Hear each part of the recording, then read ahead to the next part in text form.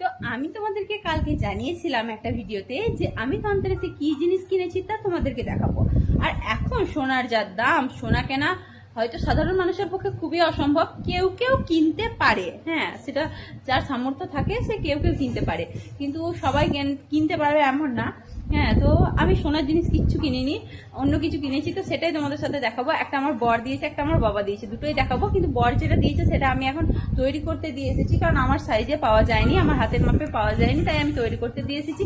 কিন্তু বাবা যেটা দিয়েছে সেটা আমি এখন তোমাদেরকে দেখাচ্ছি, আর ও যেটা দিয়েছে সেটা এলে আমি তোমাদেরকে দেখাবো। তো চলো তোমাদেরকে এবার দেখাই যে আমি কি নিয়েছি। তো দেখো,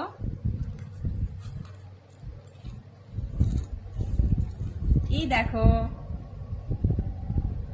জিনিসটা কেমন হয়েছে তোমরা আমাকে কমেন্টে বলবে।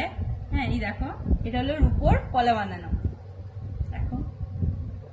আর এরকমই একটা জিনিস আমি করতে দিয়েছি, আর একটা যেটা আমার বর দিয়েছে, তো সেটাও তোমাদেরকে আমি যখন আমার কাছে আসবে তখন সেটা দেখাবো। আর এটা আমি কালকে বাবা দিয়েছে। কেমন, সবাই জানিও কেমন হয়েছে। হ্যাঁ সবাই জানিও কমেন্টে যে কেমন হয়েছে। পছন্দটা কিন্তু আমি করে নিয়ে এসেছি, ঠিক আছে। নিয়ে এসেছে।